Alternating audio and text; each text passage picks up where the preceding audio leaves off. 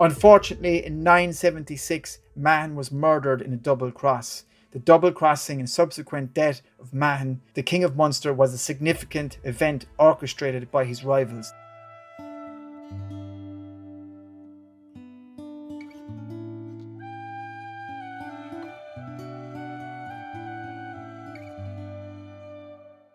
Hello everyone, welcome back. This is Bertie Brosnan Films for episode 4 of the Brian Boru series, Emperor of the GAEL. If you've watched episode 1, 2 and 3, I'm really grateful. Goramila Mag with Guillermo Corja. If you haven't seen them yet, make sure you check them out. You can get them in the playlist, which is linked in the video description.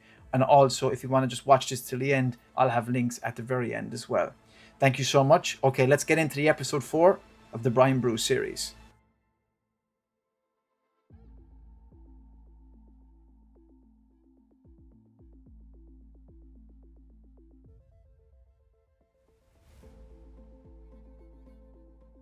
So in the last episode, we had talked about how the infighting had begun to stop with the Dalcassians. Things were starting to materialize because they had been starting to seize control of the waterways, the River Shannon, and starting to expand their territory beyond the Dalcassian territory, which is basically Thomond. It's kind of North Munster, like a general area of Clare and North Limerick, and where Killaloe and stuff is today, where Baal Baruma was always at. So while the craziness and the infighting for Cashel was going on, Mahon with Brian was starting to seize control of the waterways, and their name was being touted as the real force to be reckoned with. So even with some defeats, they weren't going away. They have been hardened by steel, fire, and the cold waters. The real rise that had been threatened through their father, Cynric Mac Lorcan, was now happening through Mahon and Brian, his second in command. I want to mention something as well that Roger Chatterton Newman did a great bit of writing on, and also Morgan Llewellyn would have done this in her historical fictions as well, is the folklore around Brian MacKinetick, Brian Boru, essentially. In his kind of rebellious teenage years, there's this cool folklore that he would have, when he was brought back to Baruma, that at one point when Mahon was the Dalcassian king pushing for Kingship of Munster, he wasn't happy with Mahon trying to find peace with the likes of Ivar of Limerick. So he went in a kind of a rebellion against Mahon. Now this kind of can take a couple of different directions, because to be honest with you, Ivar of Limerick didn't really come onto the scene until the late 950s and early 960s. So maybe Brian was actually in his late teens. But anyway, the point is, nobody really knows if this is true or not, because it is kind of folklorish, and it also takes on this kind of Fionn and the Fianna kind of aspect, where he goes off into the woodlands of the surrounding mountain areas, Cragley, and I think there's a place called Slieve Burna, basically all along Loch Derg, River Shannon. And he would have been attacking the Viking outposts, such as Tradri near Bunratty, places like that.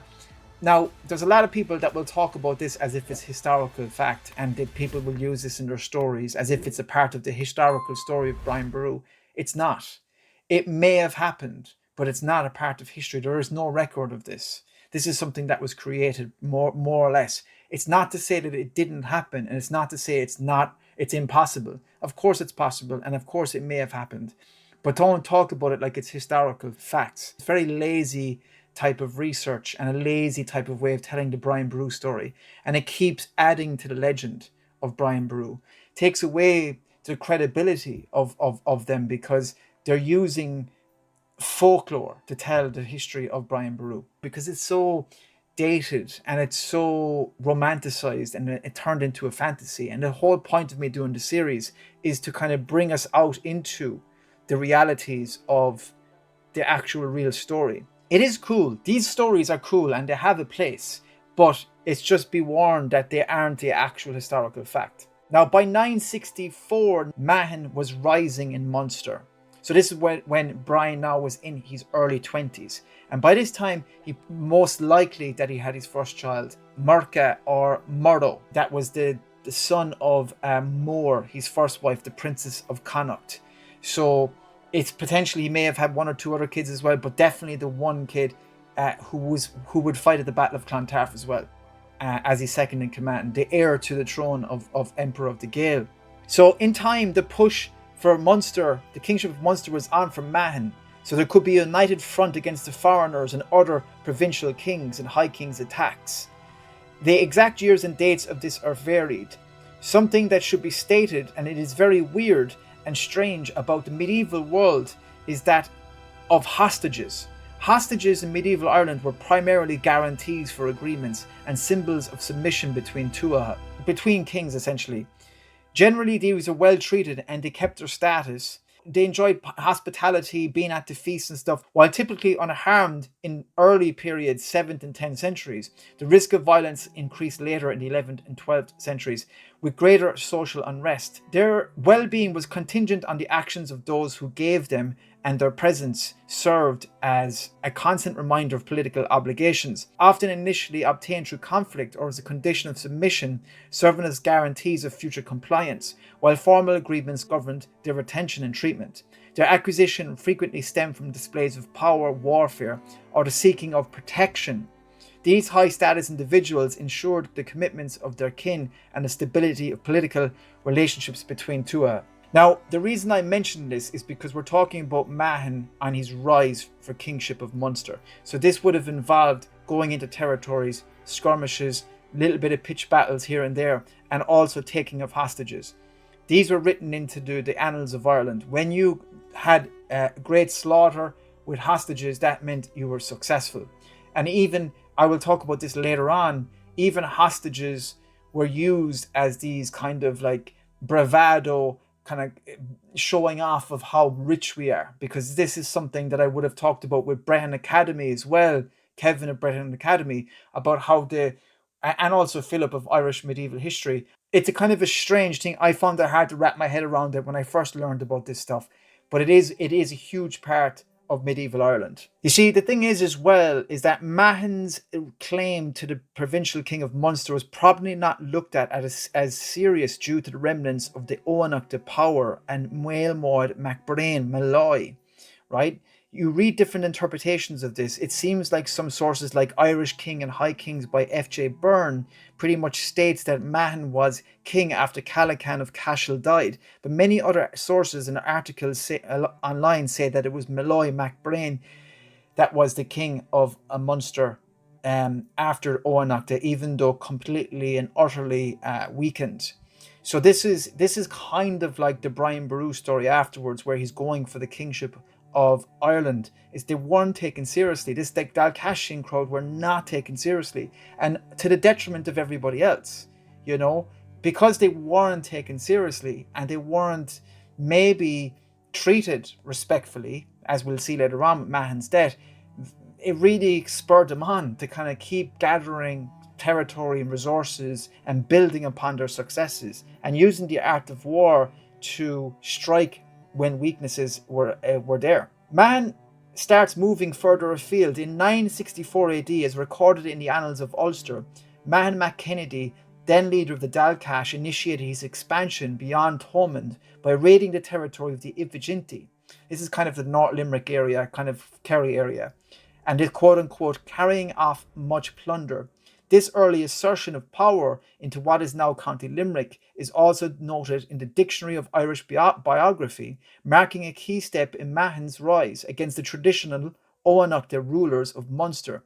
It may have been the case that he had captured the lands of the Eoghanacht of Cashel by this point. During this period, it seems Ivar of Limerick was making a big play on Munster, calling himself King of the Foreigners. He started to advance on the Dalcassians, and then they finally met at the Battle of Sulcoit. Some sources say that it was Ivar backed by Donovan and Malloy, fierce rivals of Mahon, the same trio that would be evolved with Mahon's demise. In any case, the Battle of Sulcoit was a huge win for the Dalcash, likely 967 AD, 968 AD. Actually, I learned this on Scattery Island. Brian Boru with Mahon would have attacked Scattery Island as well.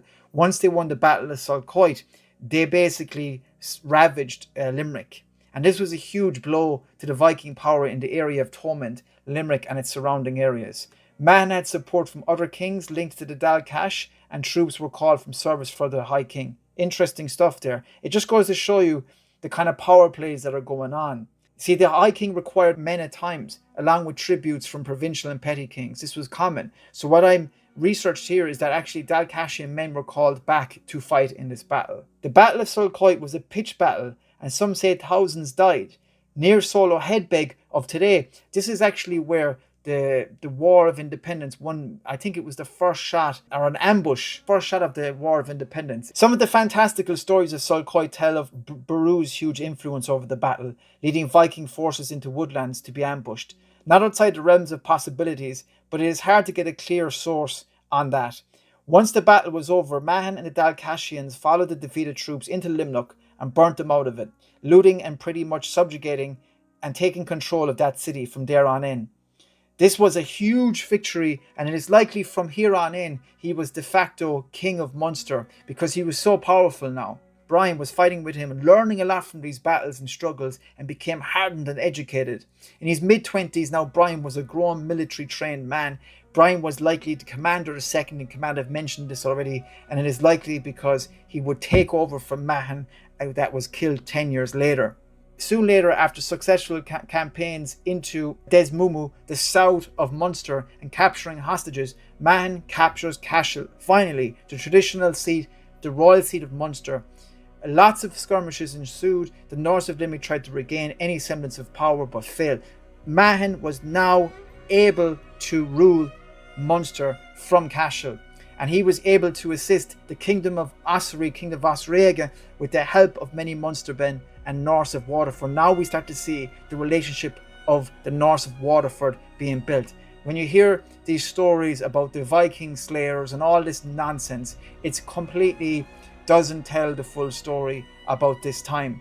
The Gaels were always working with Vikings as well as killing them. There's no doubt about this. This was happening. They were making alliances with the Vikings. Brian wasn't just the Viking slayer. What the hell is that? Doesn't make any sense. He worked with the Vikings for the majority of his career. He actually had a fleet, a Norse fleet, going up the River Shannon.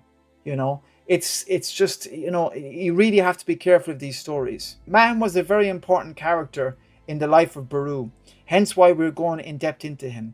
Mahon was officially King of Munster and was acting with his power in ecclesiastical matters between Emly and Armagh. His reign was short-lived though. Unfortunately, in 976, Mahon was murdered in a double cross. The double crossing and subsequent death of Mahon, the King of Munster, was a significant event orchestrated by his rivals, the same ones that I just mentioned.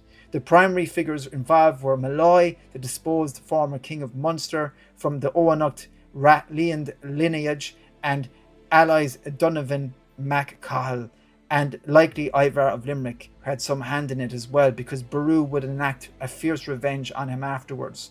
The location of this betrayal was not a battlefield or a formal assembly, but rather during a supposed peace treaty talks. The annals of the Four Masters record that Mahon was treacherously slain at a place called Lecken Main, which is located in the territory of West Cork. Donovan captured Mahon and at the behest of Ivar had handed him over to Malloy to be killed. This would be a huge mistake. Brian Boru would enact the utmost revenge. The build-up to this treachery involved the resentment and ambition of Malloy, who had been displaced by Mahon's growing power and eventual assumption of the Munster Kingship around 970 AD. The Eoghanachts, who had traditionally held the kingship, would have viewed the rise of the Dalcash with hostility. Malloy, seeking to reclaim his lost position and restore Eoghanacht dominance, lightly plotted with other disgruntled factions within Munster. The Dictionary of Irish Biography details Malloy's continued resistance to the Dalcash and his determination to regain power.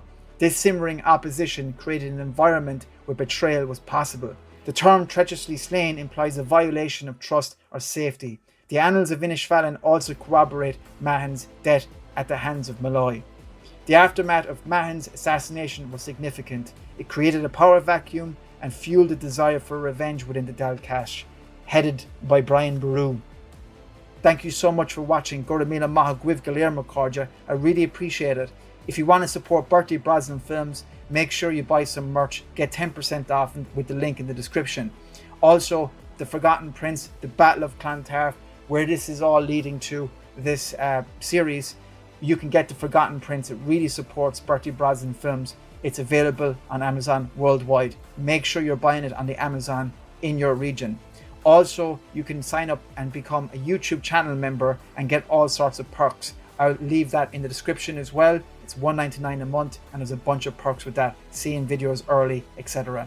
Also, if you want to make a donation, PayPal, Buy Me a Coffee, Stripe, those links are in the description. These help tremendously. So I really want to thank you for your support, staying till the end, liking, commenting, subscribing, hitting the notification bell. If you really want to stay up to date with everything that I'm doing, make sure you get on the mailing list as well and get your free PDFs. Thank you so much. I will talk to you soon. Take care. God bless.